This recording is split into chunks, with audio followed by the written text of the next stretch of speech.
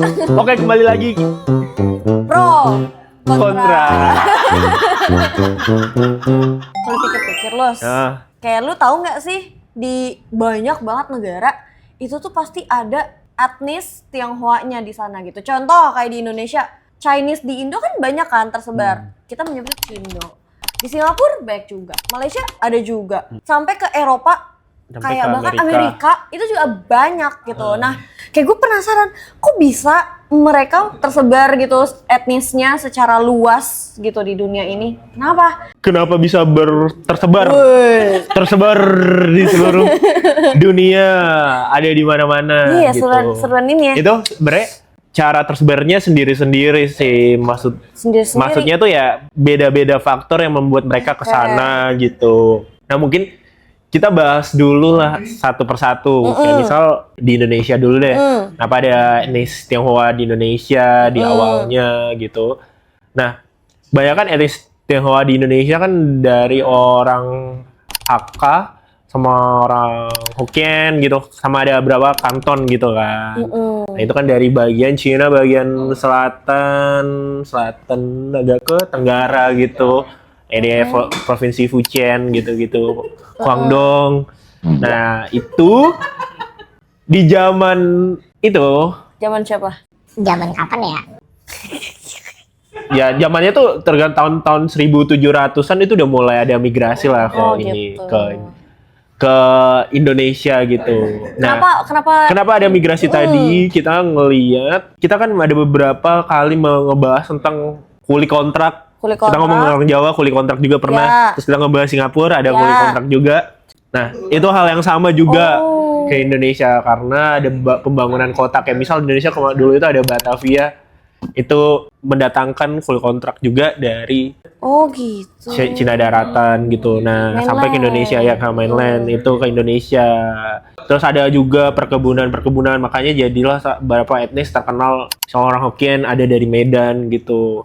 Terus orang Hakka ada di Kalimantan. Nah, itu dari tadi kuli kontrak juga. Tapi kalau mungkin Hakka di Kalimantan tuh ada beberapa juga karena dulu ada datang kalau untuk menambang, kalau nggak salah nambang emas atau nambang sesuatu. Itu biasanya kalau orang Kalimantan banyak kan Hakka. Nah, tapi kalau kita balik lagi ke masa lalu lagi, ini juga di luar Indonesia dan di mana-mana, orang Cina kan udah terkenal berdagang gitu. Betul. Nah, ada dulu di Cina juga ada jalur sutra itu kan ke Jalur Eropa. sutra apa? Jalur sutra jalur perdagangan yang biasanya kan dari Eropa ke Asia gitu. Nah, itu tuh di Cina itu sepanjang Gurun Gobi dan sampai ke China itu juga jadi jalur sutra gitu. Jadi jalur sutra tuh jalur perdagangan antara Eropa ke Asia gitu. Nah, dilewatin terus kan. Nah, mereka kan di situ, daerah situ. Ya, mereka banyak dapat budaya baru dan mereka juga banyak jalan untuk berdagang. Jadilah ke sebuah negara. Itu kan kalau kita balik lagi ke masa lalunya lagi. Nah, kalau lebih ke tengahnya lagi tadi yang dia dibutuhin untuk pekerja kuli kontrak tadi, untuk perkebunan, untuk konstruksi dan lain-lain. Terus mereka juga ada yang mau pergi untuk mencari penghidupan gitu ya, penghidupan. Karena di zaman dinasti Qing itu kan misal perekonomian juga di sana nggak terlalu bagus ya di mainland, di Cina daratan gitu. Terus juga banyak kelaparan, ininya lahan terbatas juga gitu. Itu. Ya, lahan terbatas juga. Makanya mereka mencarilah penghidupan ke mana-mana. Gitu. Nah, itu untuk yang terjadi di Asia, misal di Asia Tenggara ini. Yang tadi tambang itu tadi kan ada juga yang pergi ke Amerika gitu kan, ada Amerika. Gitu.